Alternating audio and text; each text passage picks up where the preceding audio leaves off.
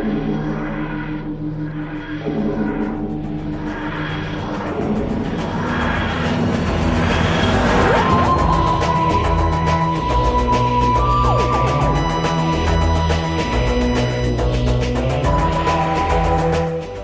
Who fans, and welcome to the Big Blue Box podcast. My name's Gary. My name's Adam. And welcome to episode 336. And a happy new year to all of our listeners, and a happy new year to you, bud. Welcome to 2022. Happy New Year. Happy New Year. Happy New Year. Indeed. I hope you've all had a very safe and very cool new year, whatever you were doing. If you were confined somewhere, I hope that was okay. If you're out and about, I hope you kept safe and everything. Whatever you were doing, I hope it was cool. But indeed, we're into 2020. It doesn't feel like 2022 started. It felt like 5 minutes ago. And as you mentioned earlier, dude, it's the 6th already. It's pretty nuts. I know. It's already flying by, isn't it? That's crazy. Yeah.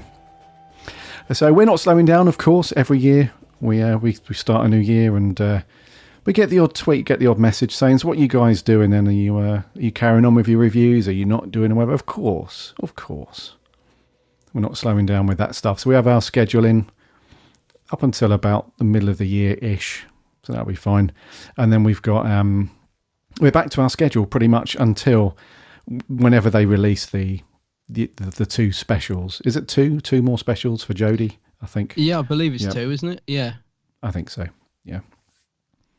So until we get to those, we're back to our schedule. So those of you that don't know, if you're new to the show, welcome aboard, by the way, if you're new to the show. But our schedule is we alternate between a modern episode or a modern story of Doctor Who to a classic story, and then to some Torchwood. We were doing Sarah Jane last year, but that was all wrapped up and done, sadly. Oh, I know. Yeah. All wrapped up and done. So we're going to crack on with the new series of Torchwood in a couple of weeks' time. That's going to be the Children of Earth series. I'm really looking forward to revisiting that to see if it holds up to how I remember it. Same, dude. Yeah, same. Because we were a bit up and down, weren't we, with Torchwood, especially Series 1. Series 1, that's very up and down Series from what I remember. 1 was a bit, patchy. A bit patchy, yeah. And then Series 2 wasn't too bad. Had a few really good episodes in there. Yeah, so, Children of Earth, we'll see. We'll get to see Capaldi as Frobisher as well. That'll be strange, won't it, seeing him as a different character? It will be. Yeah, definitely. It's the last time I saw Capaldi was in the Suicide Squad film. Oh, yeah, I saw that. Yeah. All those funny things on his head. Yeah, very good. It's really weird, isn't it, to see... It's a bit of a double whammy with that. It's weird to see somebody who played the Doctor in another role as big as that. But then just some random... Well, I imagine for some of our American listeners, or just American people in general that might not have seen Doctor Who, just some random Scottish guy appearing like a really big... You know what I mean? A big part in a big old blockbuster film like that. So, but he was really good though in that. He was really good. He plays a bad guy really well. He does. And actually, did you not get the feeling that there must be loads of bits? I felt like he wasn't in it as much as I thought he was going to be. So I reckon there's loads of deleted scenes of him in. He wasn't in it as much as I thought he was going to be. But he was really good in the scenes he was in. He was. Yeah, he was really cool. Yeah. I forgot to mention earlier, as we started the show, as well as hoping you guys had a good new year, we forgot to do the whole, hope you've had a cracking week and that you've all managed to do something Doctor Who related. Gosh, yeah, we're obviously out of practice. I was just thinking that. We've had a couple of weeks off and a bit rusty. Yes, indeedy. So we've got no news to go through this week. We were going to, as you guys might remember when we spoke a week or two before we broke up for our Christmas and New Year break, that we were just going to we were going to knock it on the head talking about all of the ratings and all that fluff. It's just, we know the ratings are down. We know it's not as good as it was before. The Festive Special had 1 million less viewers than the previous ones. We know all that stuff. We're not going to dwell on that. It's a bit negative. So we're not going to talk about ratings anymore. But as a result of that, there's no other news to talk about. So fairly light on the old news. So before we crack on with our review, how have you been over the last couple of weeks, dude? I know some things put you down under the weather a little bit, recovering, but in terms of, enjoying the festive period and stuff, you've been all good? Yeah, no, I did. Yeah, I've not been too well the last week or so, but I seem to be back on my feet now. But I had a good Crimbo and New Year and all that sort of thing. I was away in Tenerife over Christmas, which was really nice. Yeah. There was an amazing strange moment that happened. So I'm in Tenerife, and we're looking at places to visit, and I saw this funny shaped building, and I was like, oh, that's the building from the episode where the woman keeps shouting Benny all the time, or from 55. So, we better go and have a look at that, so I can stand outside it and shout Benny at the top of my voice, which we did. But the day before that, we went on a trip to the volcano. So they take you on a coach, and they don't just take you to the volcano. They sort of stop off at little places, and you follow the guide round, and she tells you about the churches and all this sort of thing. But you only really get about 10-15 minutes in each place, and then you're back on the coach and on to the next one. So it's really like a little whistle stop tour around Tenerife.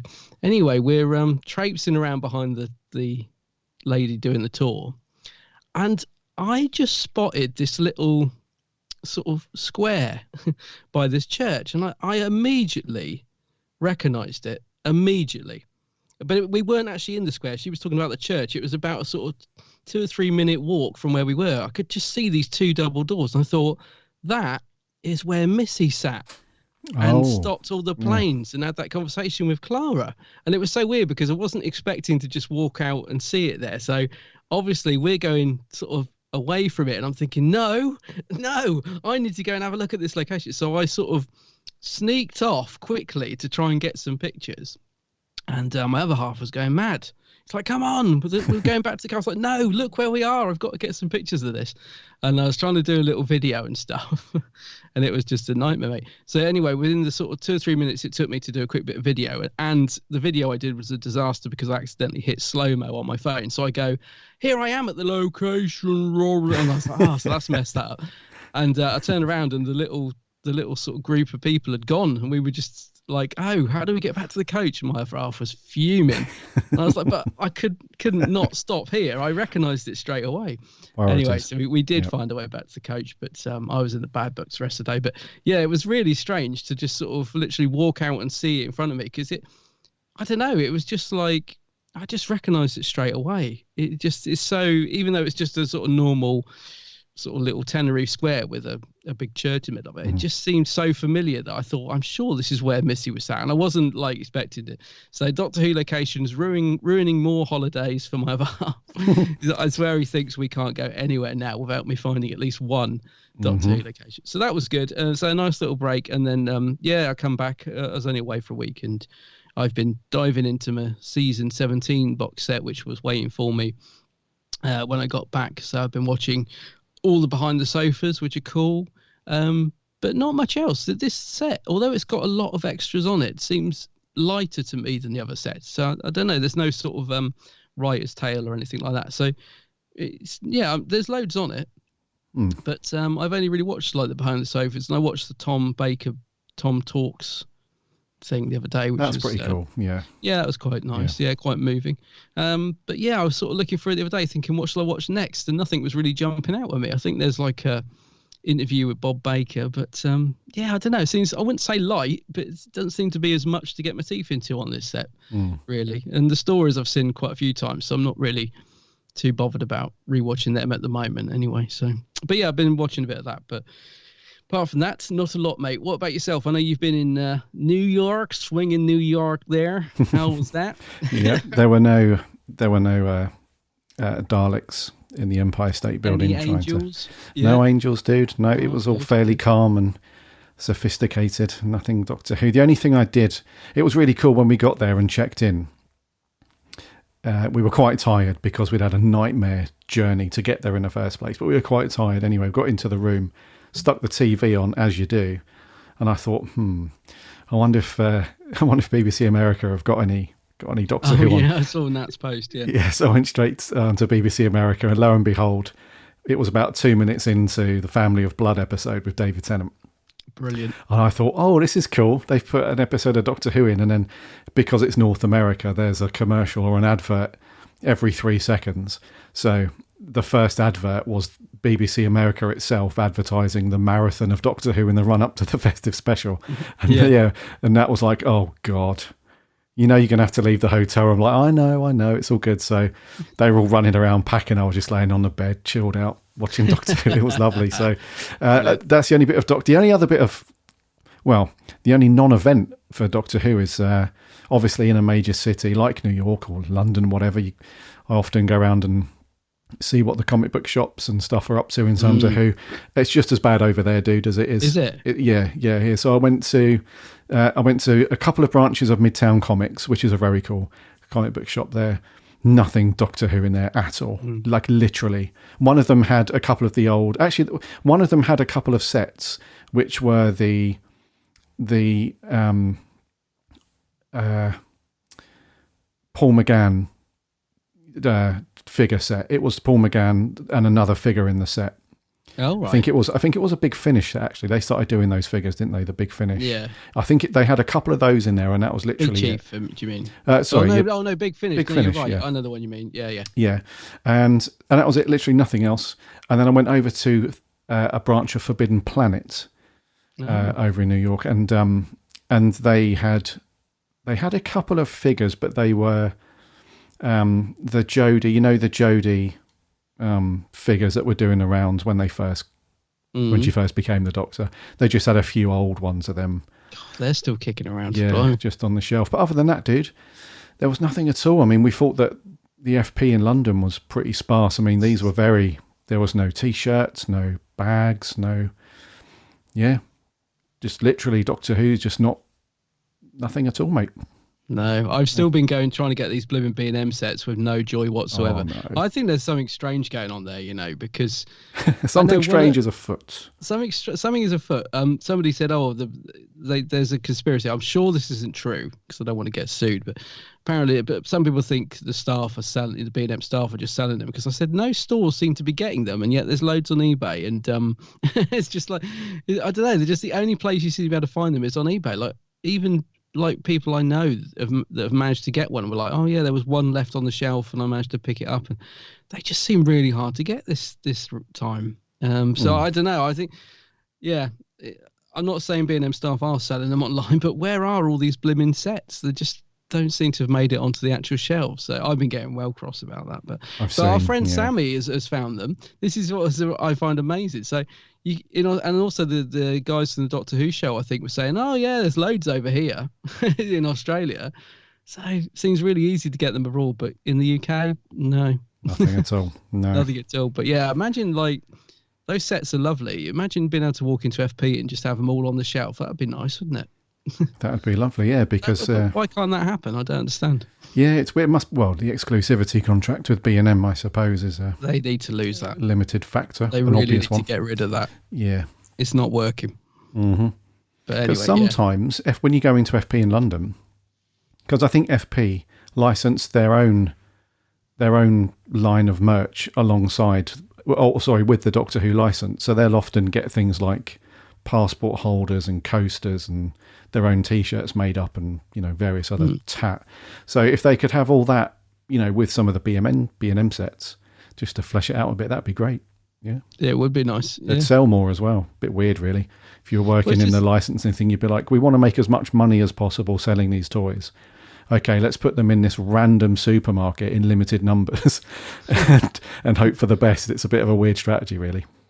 But it's weird because I think they're one of the few things that are really sort of guaranteed to sell at the minute. Like, those sets are really popular.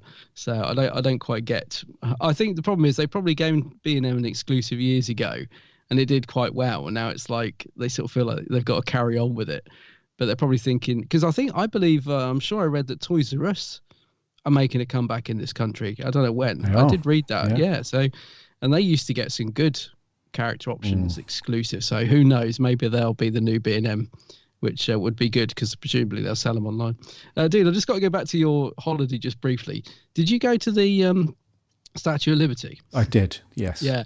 So one of the things that drives my other half absolutely nuts when we go on holiday is I'm never satisfied with the photo he takes. So I'll be like, right, get a picture of me in front of this building where Missy was. He takes it. No, you've got to get the lamppost in it. let me line it up for you. So driving crackers everywhere. Like, picture in front of the volcano. No. Put me to the left of the volcano. Oh, so we have endless arguments. Anyway, I'm looking through your New York photos, and I see a picture of Nat, your partner, in front of the Statue of Liberty, but it's just a picture of her in front of the wall And I'm like, if you took that picture, I'd be doing my nut. You can't even see the Statue of Liberty. It's just the wall. And I was thinking, oh, thank God. But did you take that picture? I did, but where's the statue? But fear not. Yeah, that's one of a collection of about 8 or 9 pics of all different angles and stuff. I did turn to my other half and said, if you took that picture of me, I would be going absolutely nuts. Because it could be any wall. Yeah, it's quite tricky to take a picture there. I'm sure it is. Yeah, because obviously she's quite tall. You have to sort of go all the way back towards the edge. You have to be doing like leaning on your back on the grass. Like honestly, mate, you have to get you have to get down low on that one. Yeah, angle it upwards. Yeah, we did get a couple, and we asked somebody to take a photo of all of us, and they cut off half of her face, so you can see all the statue. Then it just cuts off sort of halfway. So it's very tricky, but yeah, I did get one. But yeah. I'm really fussy with photos. We asked the guy in a restaurant to take it. There was they'd got this really creepy looking mechanical Santa. I saw that on your face. Yeah. Well, we took a few selfies, but they weren't very good. And I asked the waiter to take one. Well, he may as well. He practically stood at the other end of the restaurant to take it. I'm like, no, come closer, closer. And he just didn't understand. So we got about 10 photos from like a mile away of us with this Santa, and I just wanted one close-up shot of us with it so you could see its creepy face, because it looked a bit like the ones from the Christmas Invasion. So I took a couple of selfies with it in the end. But yeah, I was like, I'm very fussy with photos. Same. Yeah. Facebook, picture framing snobbery is a thing. Yeah. Overall, it was a good trip though, dudes. Just a little bit of Who on the TV when I was in the room, but I couldn't find any merch to actually pick up and bring home. So I found other merch stuff, found some other franchisey bits to bring home, but no Doctor Who, mate.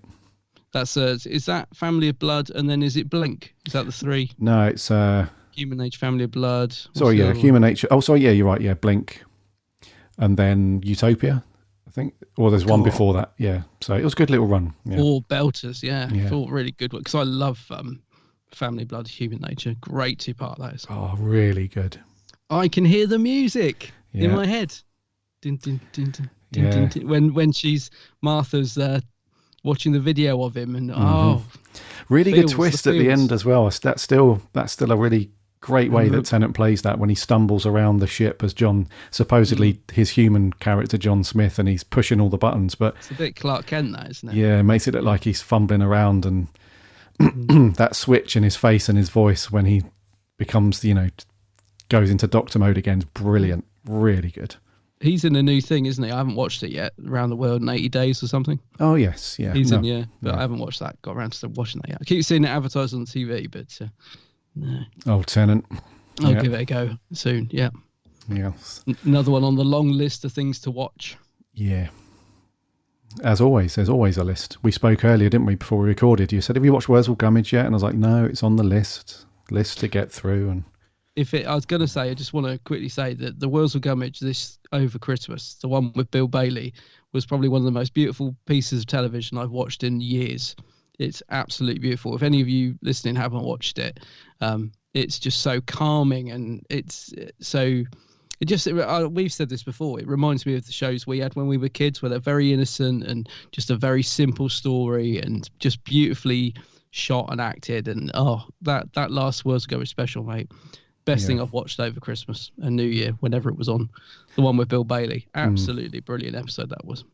Toffee apple, that's all I'm going to say. Toffee apple, wait till you see it, beautiful. Okay, sometimes a certain program just needs the right person to get it, if you know what I mean. Some people just get what it's about, and Mackenzie Crook just gets Wurzel. He's a really big fan of the old stuff and appreciates all that stuff. So every now and then a little gem comes along like that, where someone just gets how it should be made and how it should be written and stuff. So I remember the previous ones I watched, the 2 before that or 3 before that, just like you said, dude, just beautiful stuff, and it just...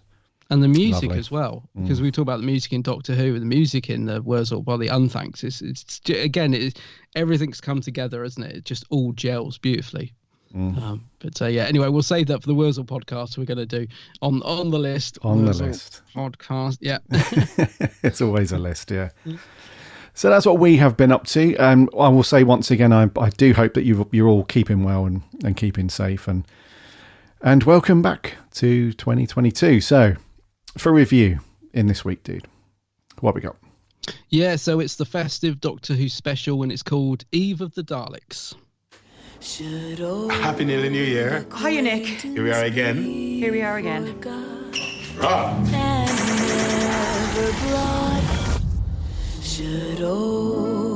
Anyone else got a proper deja vu?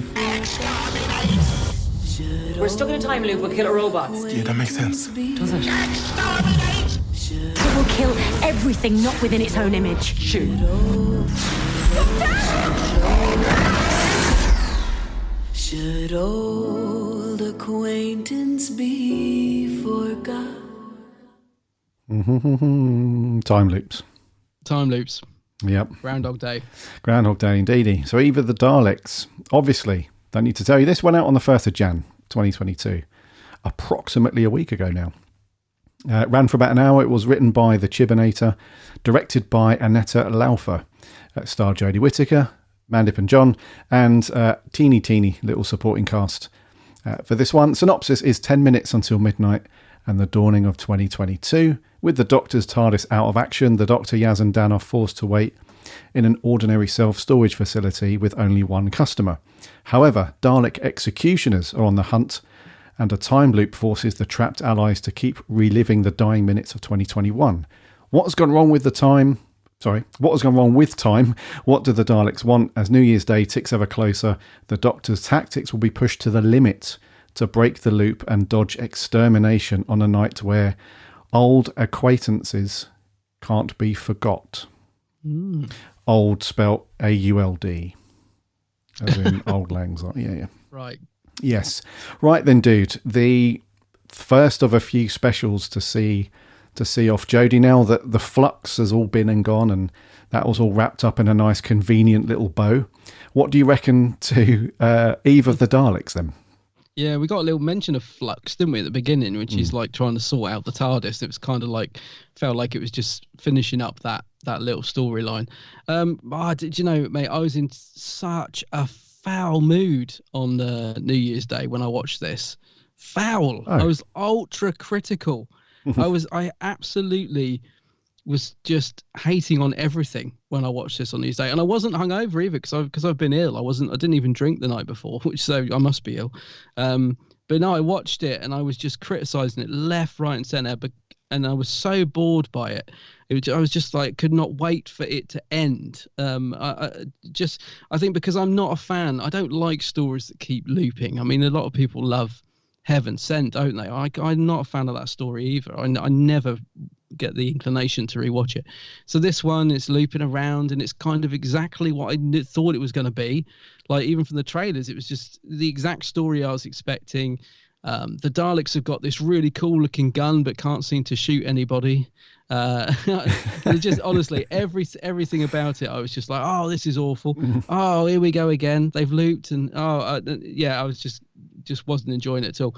But a lot of that was down to my mood. I have to admit, I don't know why I was in a bad mood, but I was, and I didn't enjoy it. And it ended, and I was like, well, that was awful. That was just an hour wasted. And my other half didn't see it at the time, and so I said to him last night, I said, right, I need to watch that Doctor Who again because I've got to make some notes, and you haven't seen it, so let's put it on.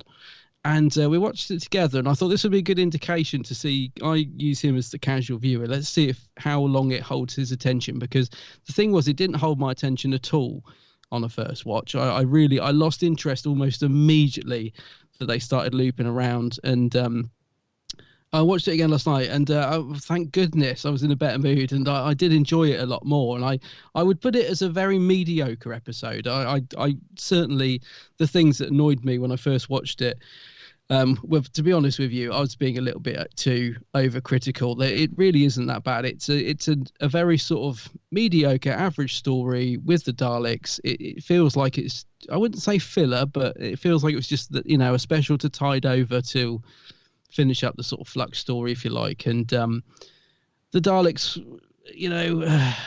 kind of getting a bit boring now, but they worked quite well in terms of the story. I like the fact that each time the loop closes that we lose a minute of time. I thought that was a good little concept. I didn't mind the supporting characters. What were they called? Nick and Sarah. See, on the first watch, Sarah was driving me mad. I was like, oh, will she ever shut up? I was like, yeah. But the second watch, I was like, no, actually, these two are quite sweet. Nick's a bit creepy, though, with all his keeping his ex-girlfriend's belongings. I still don't get that at all. But yeah, it's okay. I didn't love it. I didn't hate it. I just thought it's a very mediocre episode of Doctor Who with a cool little concept. Not exactly original, but I think it was sort of...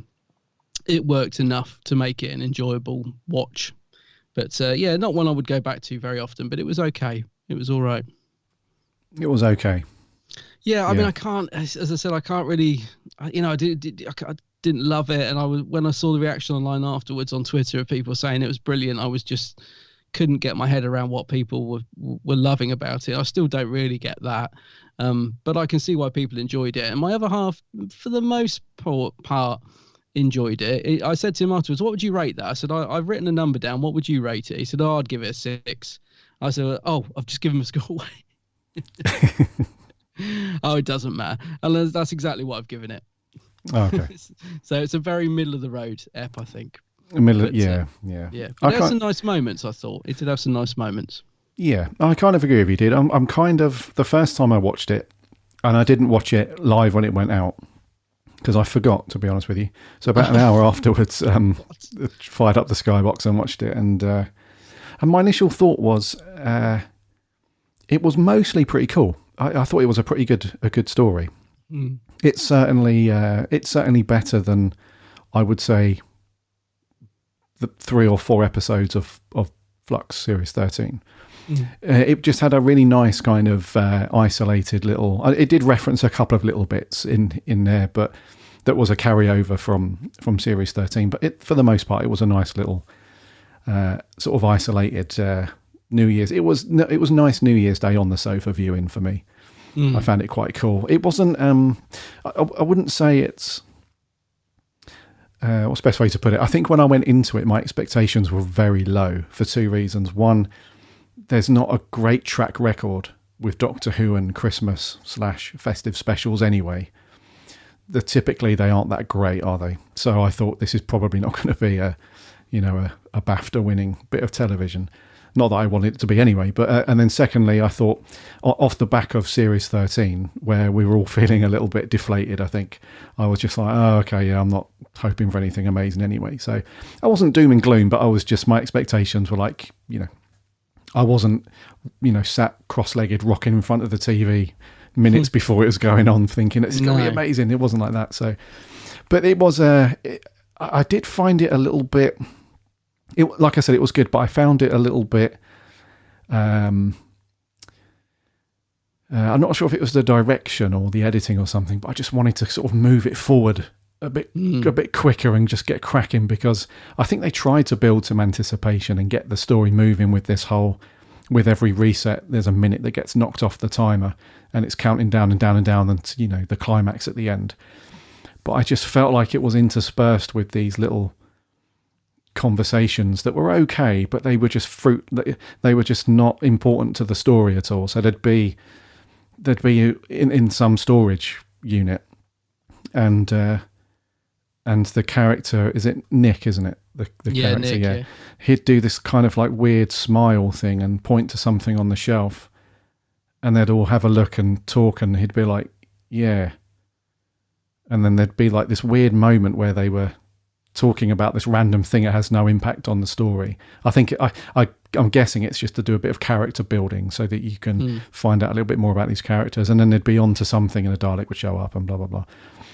And so I found it was like, right, okay, we could do without these bits. Let's just get the Daleks in this more, because although they can't shoot for toffee, they were kind of threatening to a degree. They seemed extremely confident that they detected this time loop that the TARDIS had created, and they're using it to their advantage. The countdown clock to the Doctor's execution was cool, and they were very confident. But I guess it's a double-edged sword. On one way, you've got to kind of repeat yourself over and over again. That's the whole point of the story.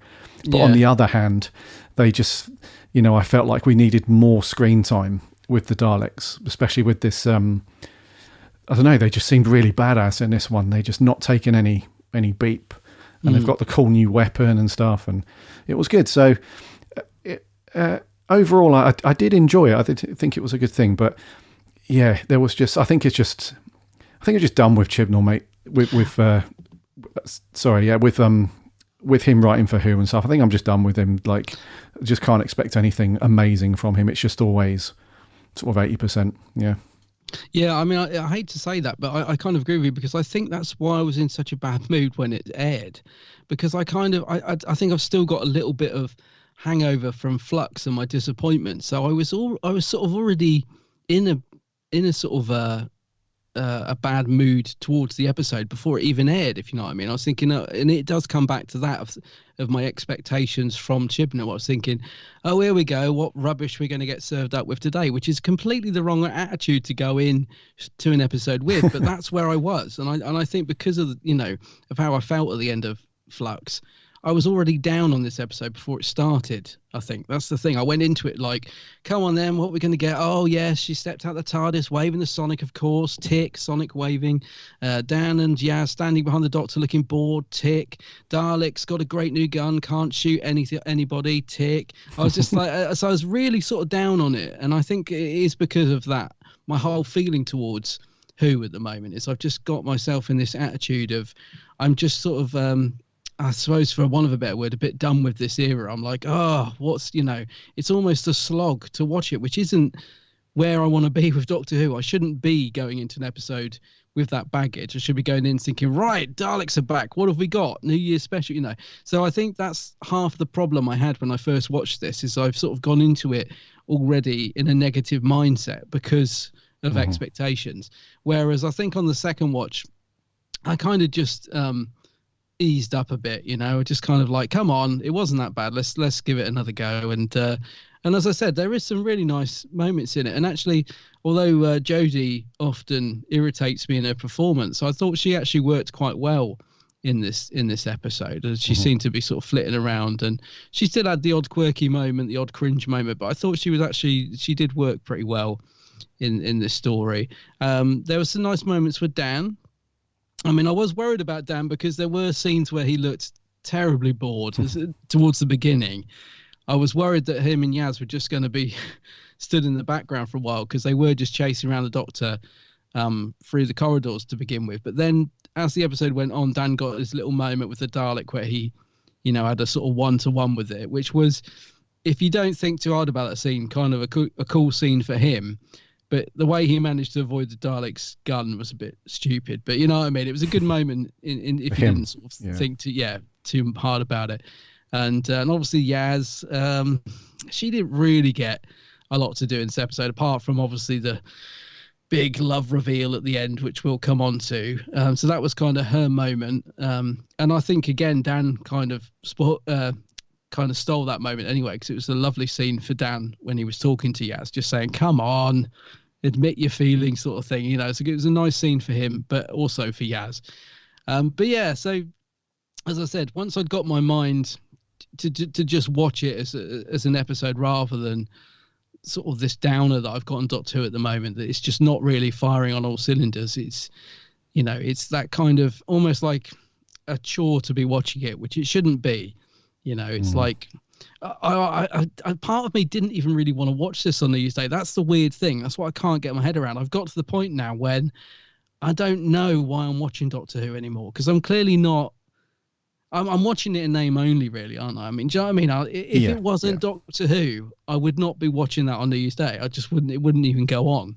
But because it's Doctor Who, it's like I'm forced myself. Right, Doctor Who's on. Come on, sit down and watch it. And I'm thinking, when did this happen? I used to love, Doctor Who is the show that I love. Why am I sort of having to force myself to watch this? And yeah, anyway, once I got out of that mindset, mate, and just got rid of all that baggage and just sat and watched it and enjoyed it, there was some good stuff to take from this episode for sure. It really wasn't as bad as I'd sort of built it up in my head to be. Yeah, not perfect. I think that's the thing. If you don't judge it by, what we've had before, stories that we love, like we were talking about earlier, the Human Nature, Family of Blood. I mean, I still get such a warm glow just thinking about how much I love those stories. That feeling does not apply to this era for me, but there's still nice stuff to take away from it, which is what I'm trying to remind myself, if you know what I mean. It's like stop being on such a downer, just enjoy it.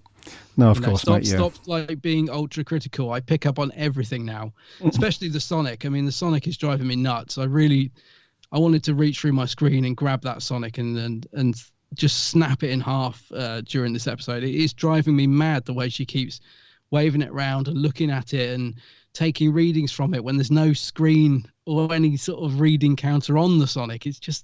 But yeah, as I said, I'm trying to just don't get hung up on this stuff and just enjoy it.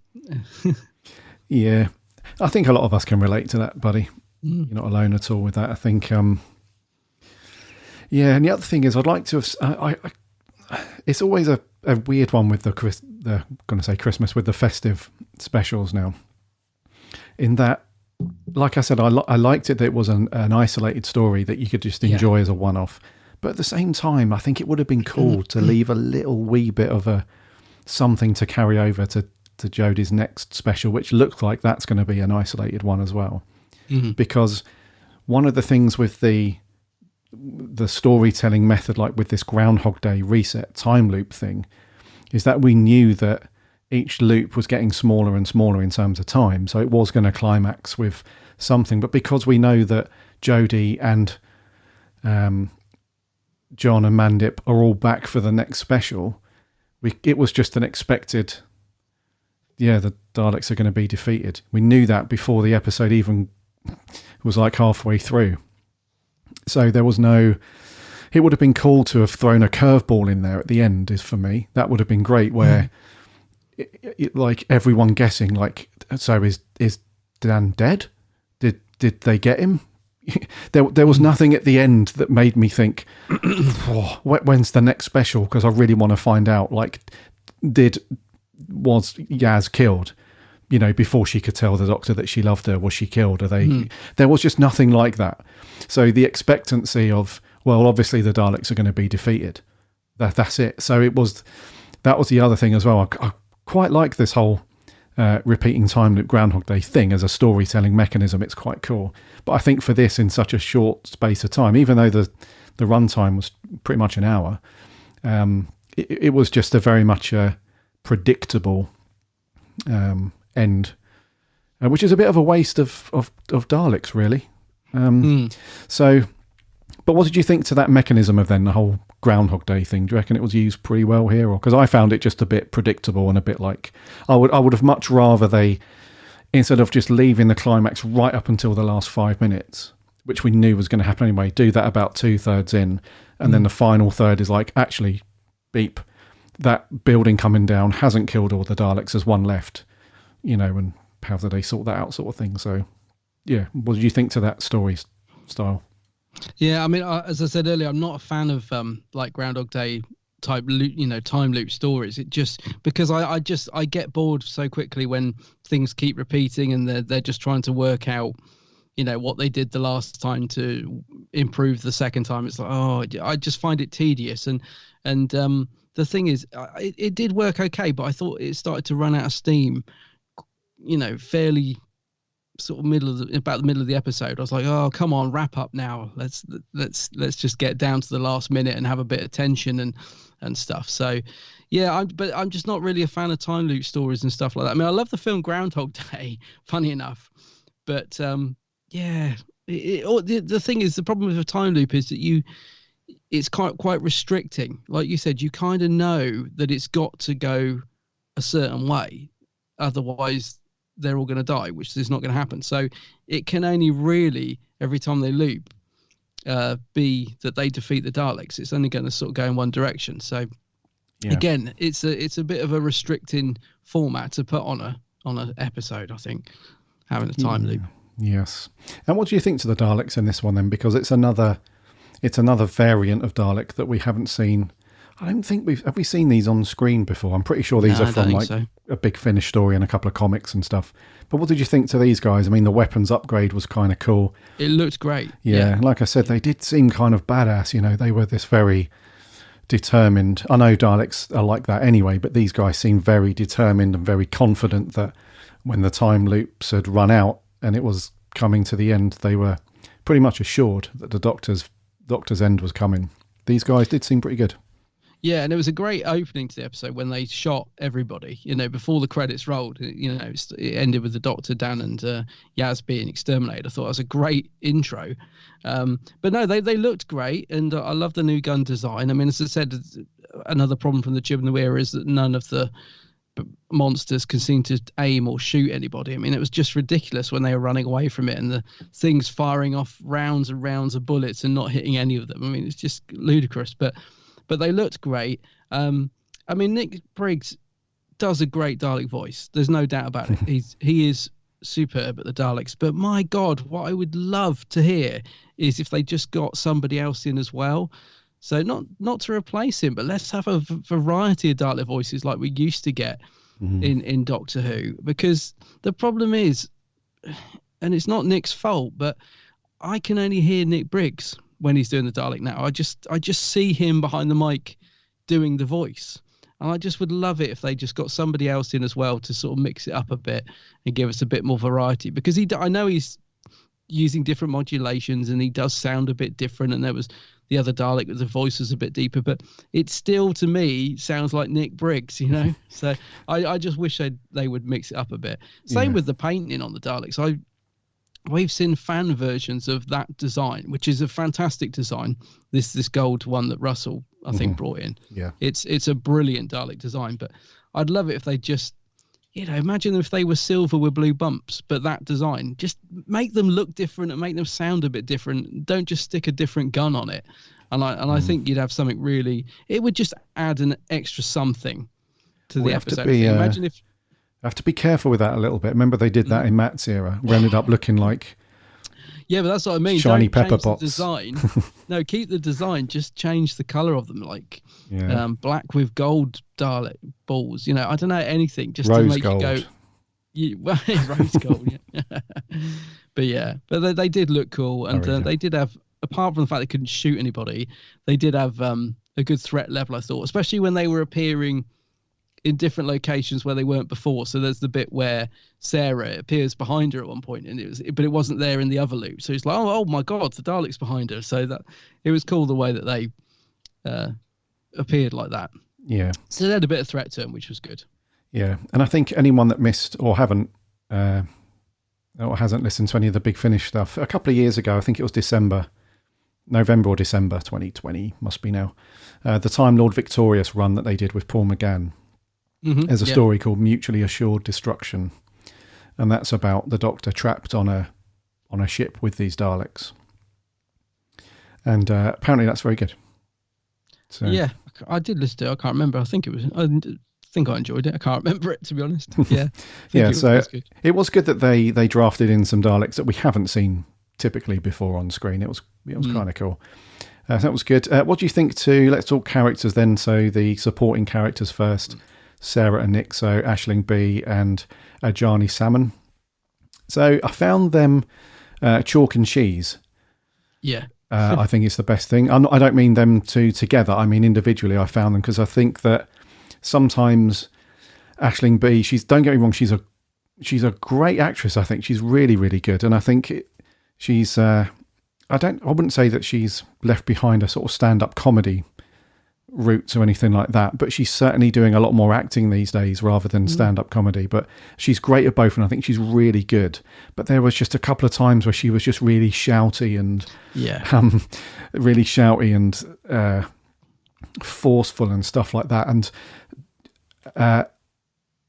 we'll come on to Jodie in a minute, but I don't mean to be too negative to Jodie, but whenever Jodie is on screen with another female character like this, and we had it with Joe Martin's Doctor, it really highlights how lackluster Jodie is when she's put on screen with another woman like this, because really the energy that Aisling B's giving off, and that really should be what Jodie's giving off as the lead. I don't want to get into that too much, but I found Aisling B very strong and really, really, really good. She's just a bit shouty at times and a little bit whiny, but otherwise she's pretty good. And then Ajani Salmon, I thought he was he was kind of a funny guy. He was playing it exactly scripted. I think he was quite cool, but it was just weird the way his character was written. He was just this kind of strange, stalkery, weird sort of thing. And I think, I'm not sure if they wrote that to be intentionally weird for weird's sake, but I couldn't link that to anything else with his character or anything else in the story. It was just a guy that keeps all of his ex-girlfriend's possessions in a storage unit, and now he's turning up every year to see Sarah in a kind of stalkery way. But he's still a good guy, and she goes on holiday with him and everything's fine, even though he's completely weird. And so I'm trying to get my head around, is there a reason his character was written that way? But after 2 viewings, I can't link that to anything at all. It's a bit random, but his performance was kind of cool. It was a bit quirky, a bit cool, but yeah, just a bit of a strange character thing. It was a very strange characterization, wasn't it? Very weird thing to do.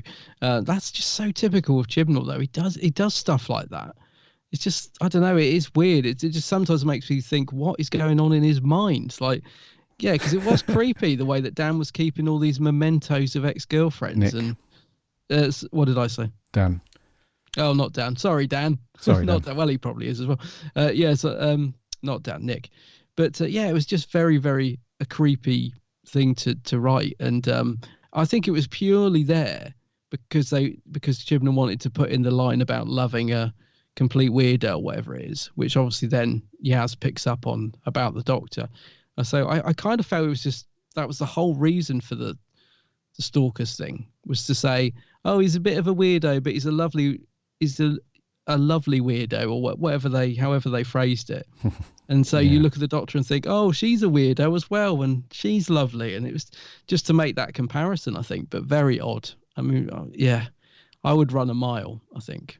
If it was me, I'd be like, anyway, Nick, you carry on cataloguing your stuff. We're just going to be outside. And I'd leave him to it. I'll probably walk away from him. But it was, apart from that, it was quite a nice performance from him, I thought. It's very sweet at the start, I thought, when Sarah's like, oh, you've been practicing that line or something, and he looks really hurt. He's like, yeah. I thought, those moments were quite nice. But yeah, the ex-girlfriend stalkery thing, weird. Yeah, I'm not, because it was kind of sweet in a way. He obviously got a thing for Sarah, so yeah, that's why he leaves it a year before turning up at this place to see her is kind of weird as well. It's like, pretty sure that place is open throughout the year, buddy.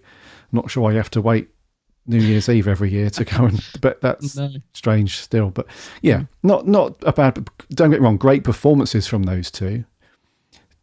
Just characterization a bit weird, and yeah. And Sarah, she was strong, she was good, but there were a couple of scenes where I was like, "Oh, shut up!" I was going to say I liked her, but there were a couple of scenes she was borderline, just getting a bit annoying as well. What do you reckon to her mum on the phone, Mrs. Doyle? Mrs. Doyle, yeah. Reduced to a phone cameo. I mean, what's the actor's name? She's obviously not Mrs. Doyle, but is it Pauline McLean? I think so. Apparently, she gets very dismissed because she's known primarily for being Mrs. Doyle in Father Ted. Apparently she doesn't like to be reminded of that, so if you ever see her on the street, don't go up to her and say, cup of tea, Mrs. Doyle, because she probably won't appreciate it.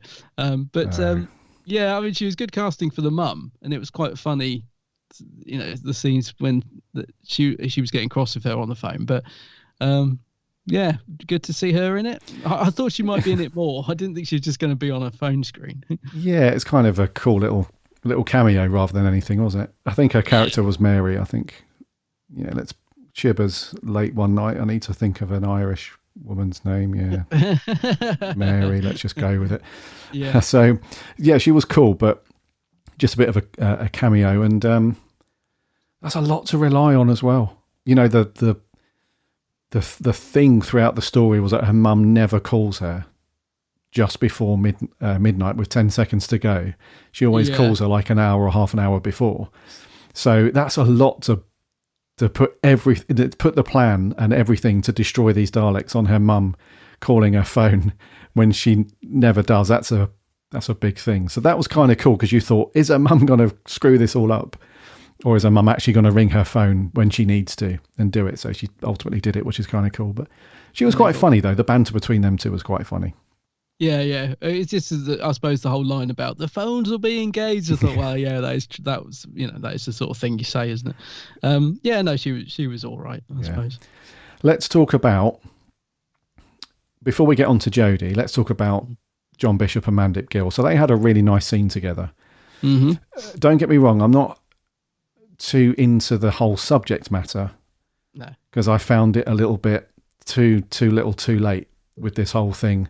And really, for me, that highlights, and listener, I'm sorry to do this. I hate comparing things, as you know, but I think in this case it's valid. I think this, sometimes, when you've watched the same characters being written by the same person on screen for quite a while, you do sometimes get to see, I wouldn't say shortfalls, but sometimes it highlights to you just how, someone's missed the mark, in my opinion, for this sort of thing. So I hate comparing, and I know I do this, and we always gush over Russell T Davies, but when Russell T Davies sets out to do something, he does it properly. He doesn't hold back with things, and that's why he's such a successful writer, because if there's a subject matter, it doesn't matter what it is, it could be some ridiculous sci-fi thing that's just in his head that's kind of cool, or it could be, a modern day political socialist thing about, sexuality and homosexuality. If anything that he wants to write about, he's just all in and just does it properly. And that highlights the difference here with Chris. Chibbers has been writing this kind of will they, won't they, up and down thing since Gaz and the Doctor have been travelling together, pretty much. So every sort of 4 or 5 episodes that go through since series 12 or series 11, whatever, you and I have said, oh, there was that scene where they looked at each other longingly, but nothing happened. Are they sharing a bed? Probably not, but we don't know. All that thing. Now he's left it right up until the end. And it's like, it takes Dan, who's been here for 5 minutes, to try and sort it out. And in a way, that's kind of really what the viewer is trying to project, through the universe, through the TV. It's like, why is it taking you this bloody long? And I do get it. I get the whole, she's kind of Yaz is kind of finding herself a little bit. She's got these feelings that she didn't really, all that stuff. But the thing is, how are we going to explore that now with 2 episodes to go? How are we, is it going to be one of those, yep, they go off into the sunset together happily and they press the reset button and then the new Doctor turns up? Or is it a case of, well, you missed your window, which is, I suspect, exactly what it's going to be. So this whole thing about the companion falling in love with the Doctor, we've been down this road before. It always ends with a little bit of a, with Tennant and Rose, the 10th Doctor and Rose on the beach. I love you. And then one last chance to say it. Yeah, and then he buggers off.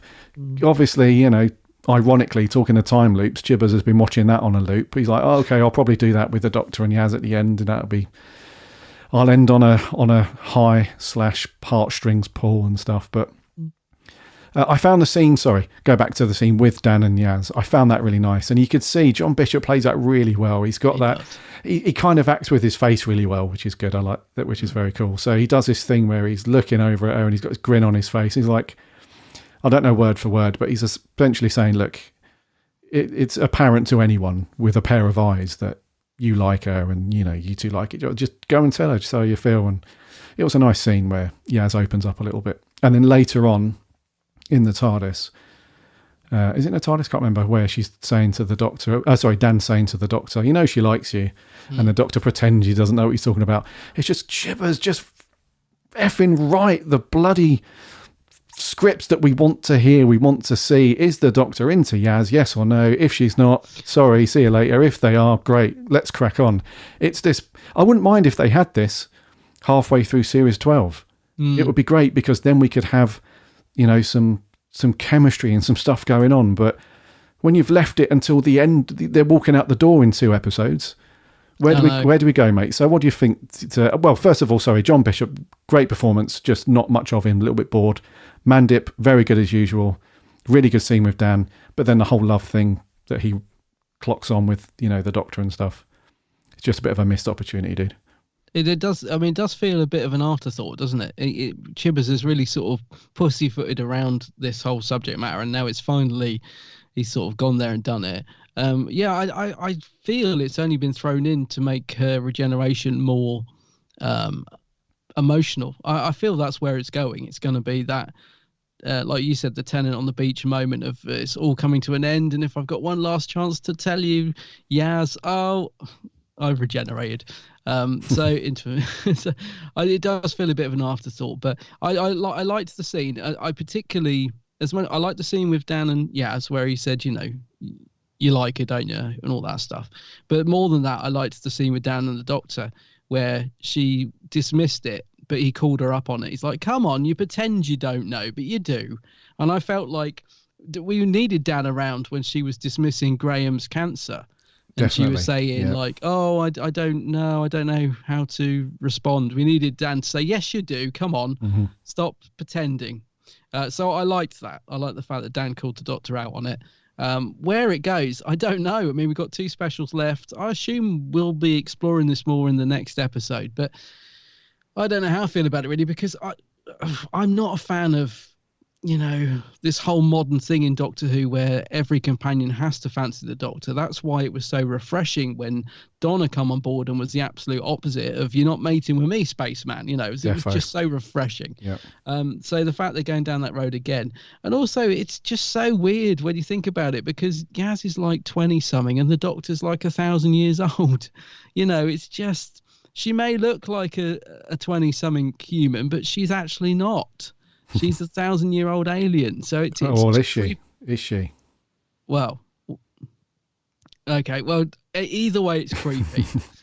So it just for me, I would rather it wasn't there. But you know, well, we said this with a couple of things to do with Chibnall. He's thrown the grenade in. For goodness sake, just, you know, have some conviction with it and do it properly, instead of just, oh, I'm going to dangle the watch in front of you, but I'm going to drop in the middle of the TARDIS and I'm not going to do anything with it. Oh, well, what was the point of dangling it there in the first place? Just, you know, have some conviction to your ideas if that's what you want to do. Yeah, so I don't know, but I'm sure it's there just to make the regeneration more emotional, mate. I'm sure that's the whole reason for it. I think so. I think it's for that. I don't think we've seen the last of this fob watch. And I'm hoping, because there was this thing, wasn't there, that, was it on the socials or in a news article, I can't remember, about 3 or 4 days ago, where Russell had mentioned on something, I don't know what it was, that he's already written a ton of stuff for when he comes back.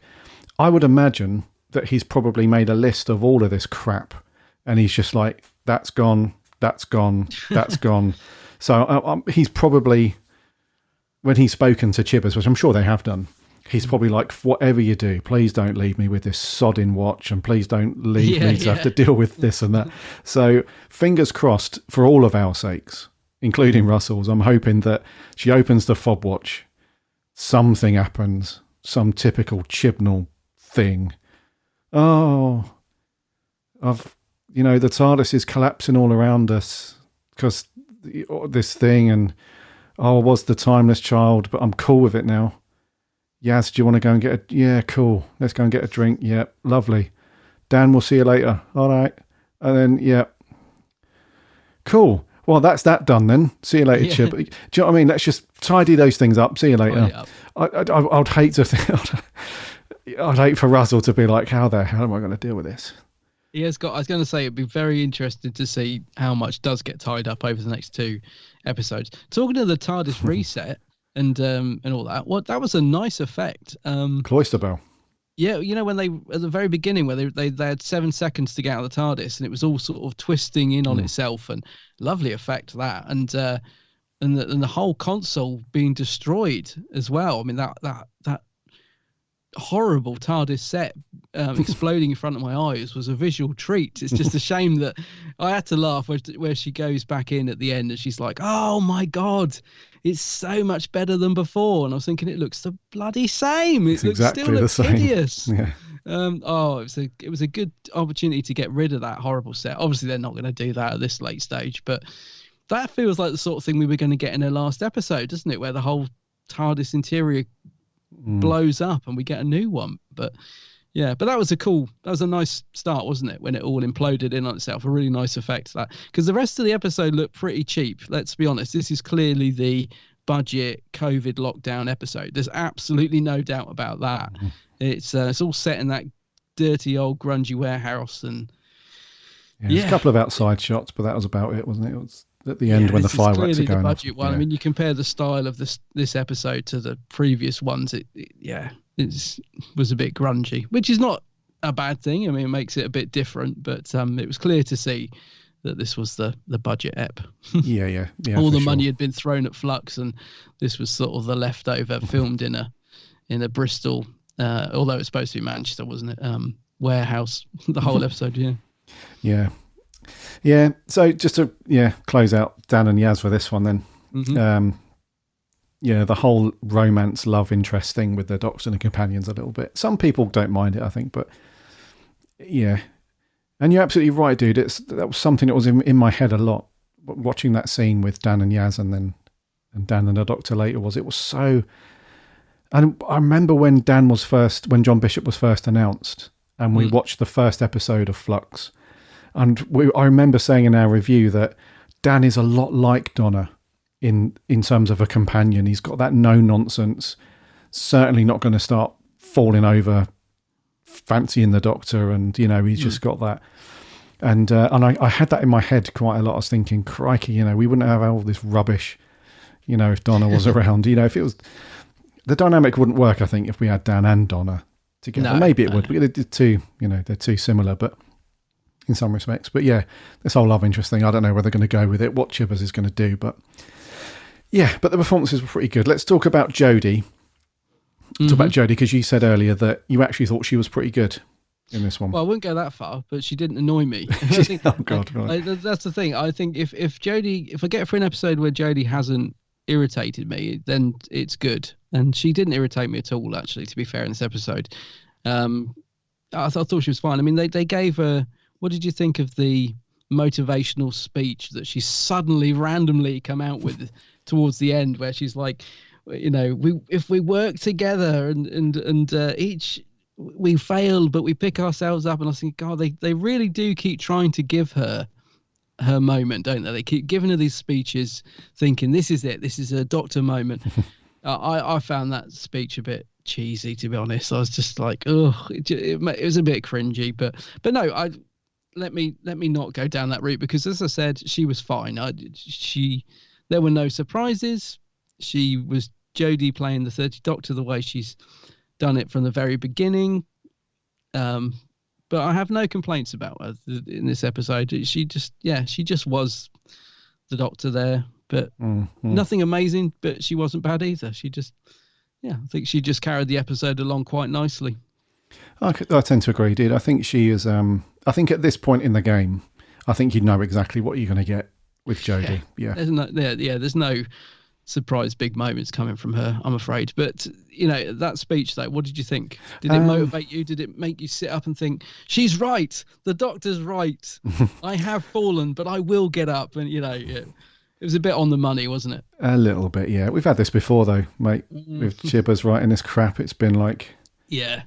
If you all recycle, the planet will survive and everything will be fine. You've just got to put it's a bit Turn like to camera left. Yeah, it's a bit like the old cartoons from the 80s when He-Man says, you've got to make sure you keep your friends around, because your friends are the ones that will have your back when, is that kind of vibe.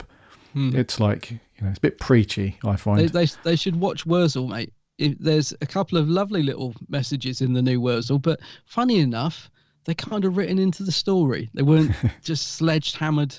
Yeah.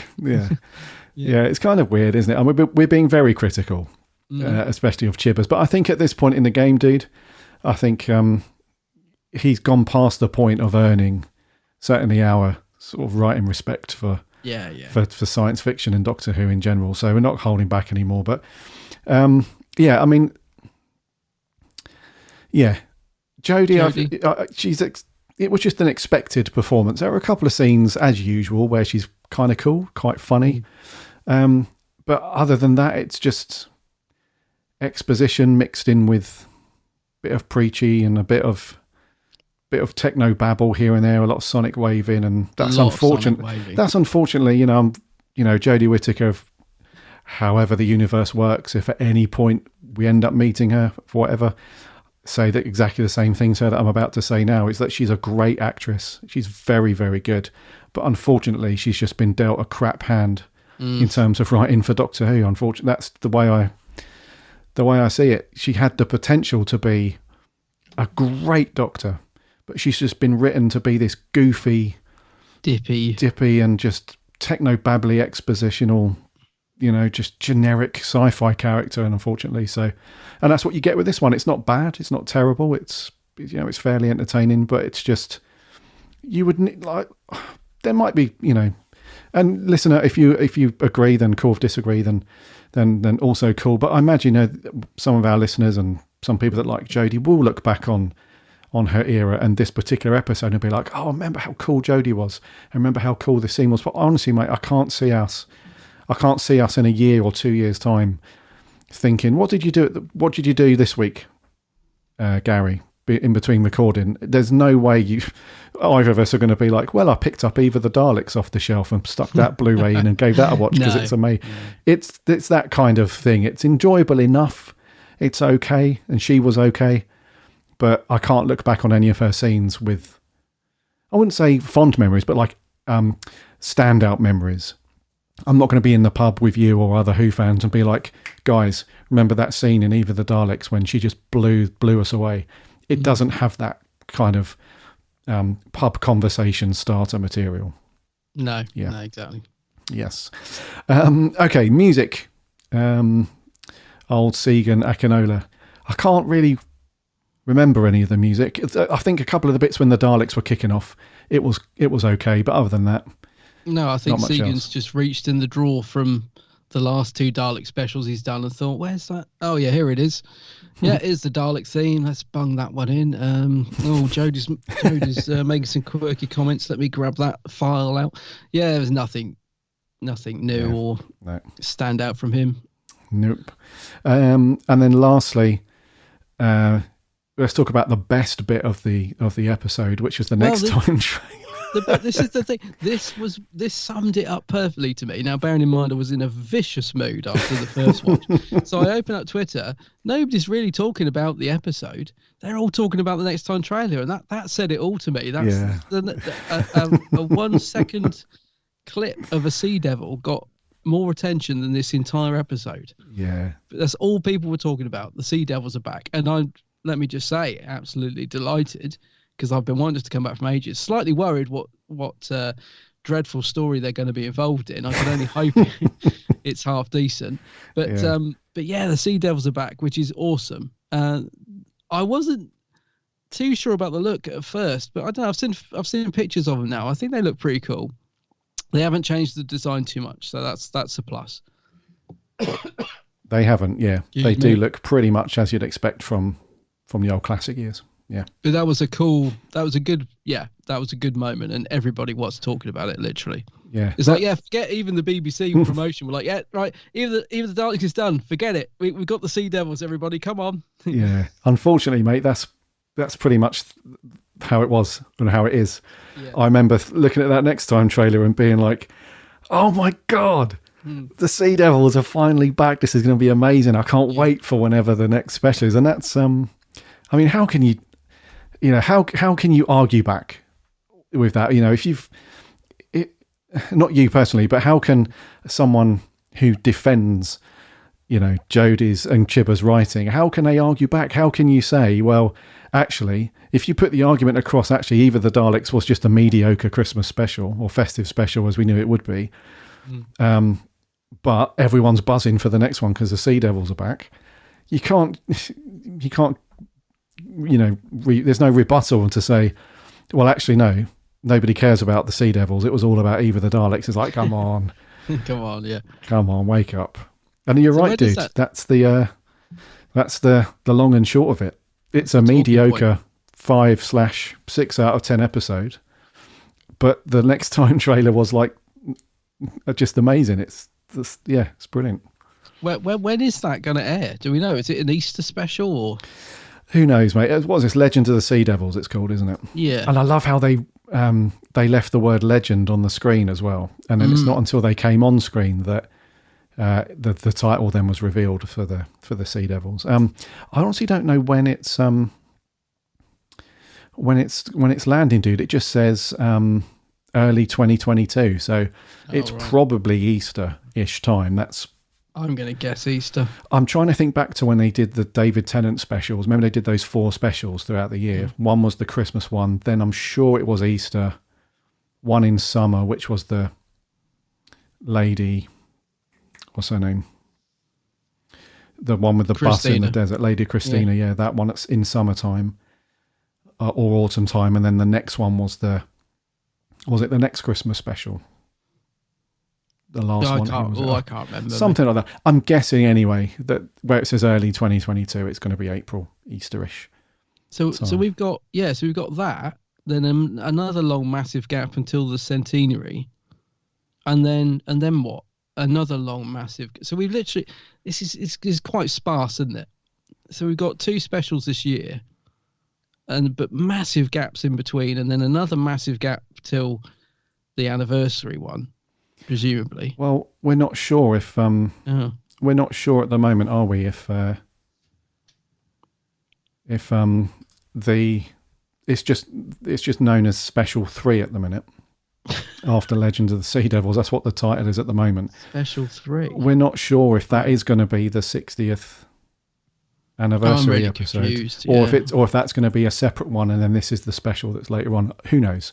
Oh, right. I'm guessing that Special 3 is the 60th, the 100th anniversary BBC centenary thing. Yeah. So we're not sure. I don't know. Oh, I've got one last question. Who's that firework guy at the end? The firework guy, Carl. Carl. Where's he from? I was like, okay, I get that I'm supposed to remember him from somewhere, but who is he? What do you mean, remembering from somewhere?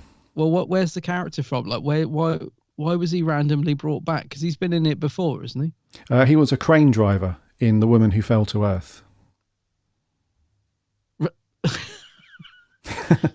Right. Yeah. So they brought back the crane driver. Why? Like, what was there any relevance, or was he just walking past the set and he went, "Oh, we've got a scene for you"? I mean, what was that about? I don't know. He was one of the guys that was being hunted by the floaty alien things. In The Woman Who Fell to Earth. But I couldn't remember the character. Yeah, quite a lot of it happened on the construction site, and he was one of the crane drivers, and he was being hunted down and stuff. Yeah, so they just reprised his role randomly. That's really random. As a dude here, yeah.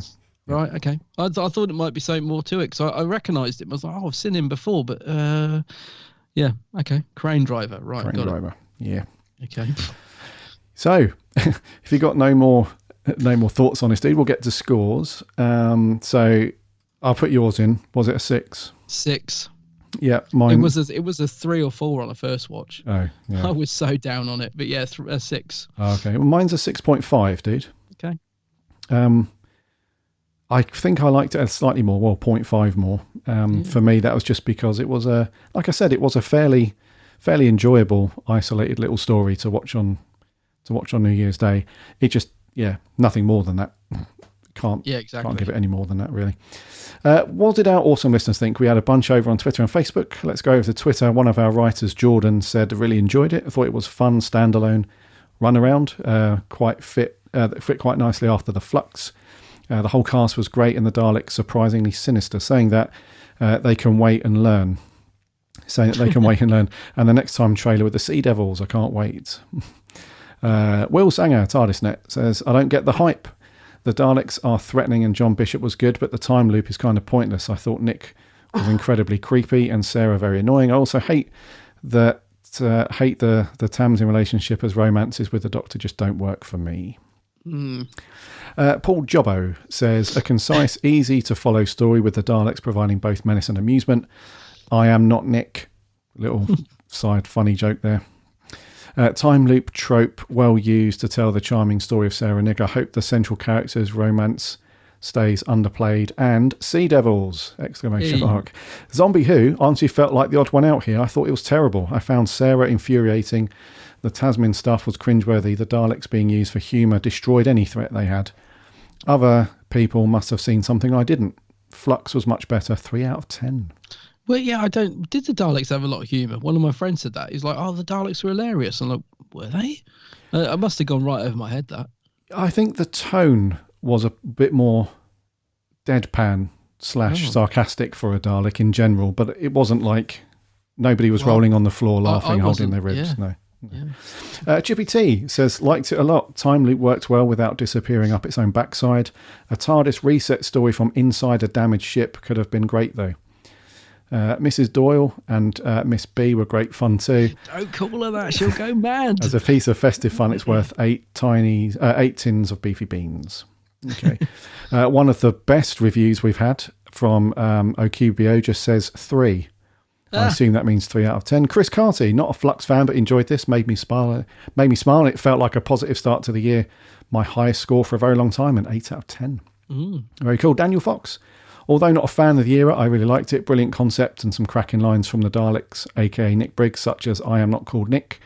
Sarah would make a terrific companion.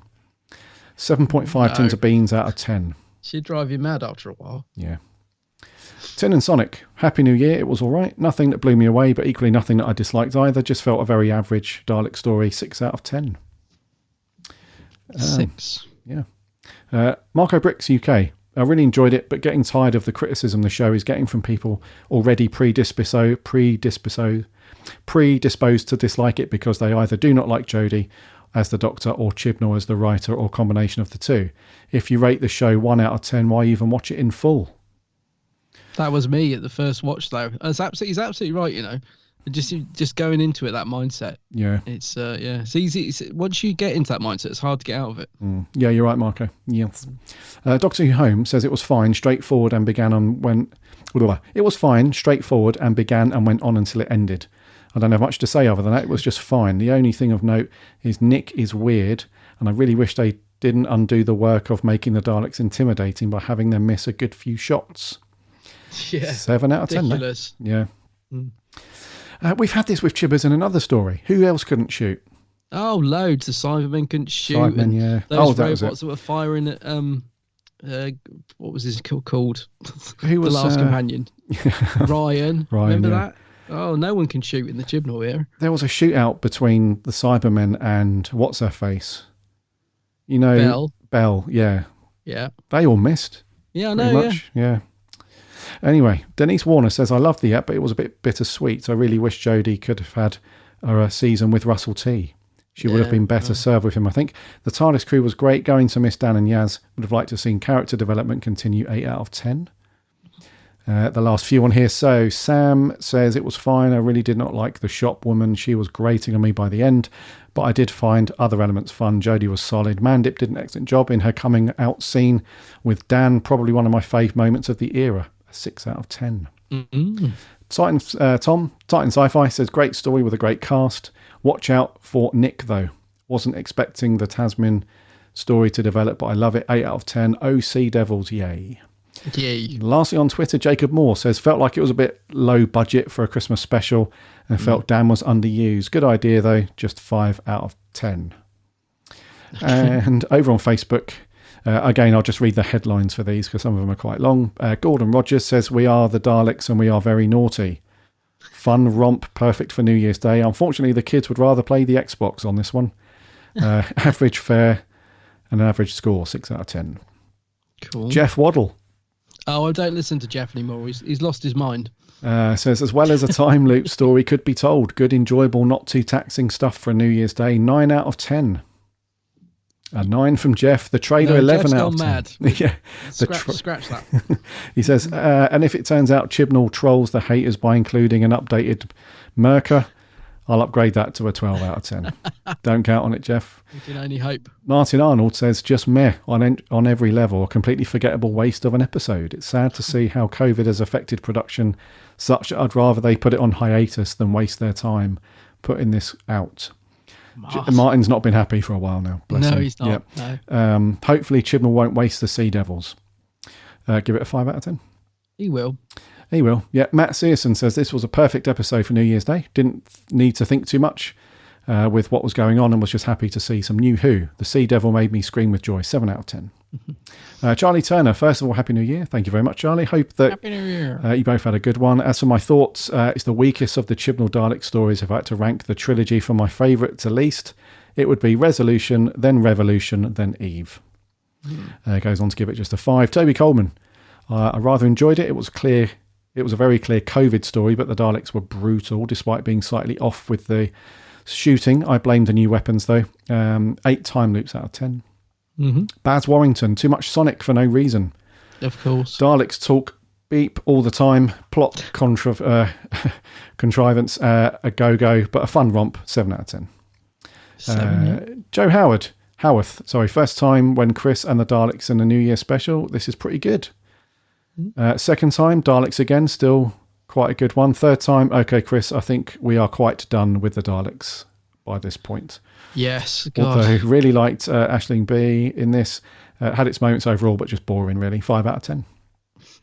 Boring, really. Mark Hugill, nice and compact with no multiverse drivel. Concepts of the time loop interesting. Tired of the companion who fancies the Doctor being dragged out again. Let's have Aisling Bing, who was brilliant as the next companion.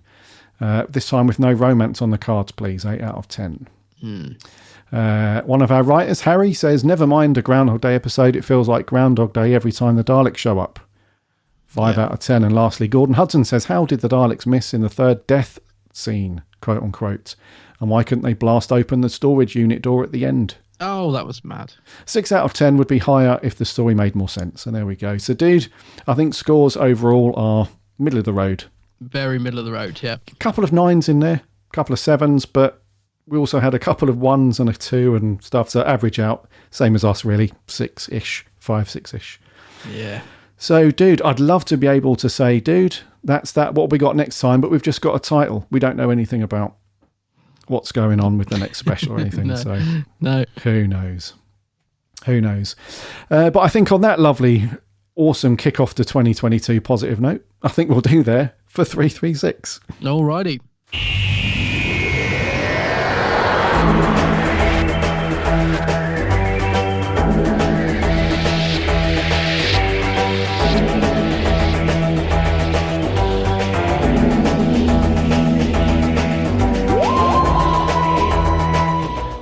Thank you for listening to our first episode of 2022. I'm 99% sure they're not all going to be like this, because we got some cool stuff coming up next week. So next week, dude, what we've got for review next week? Next week, it's The Hand of Fear. Oh, Fourth Doctor. Some Fourth story. Doctor action.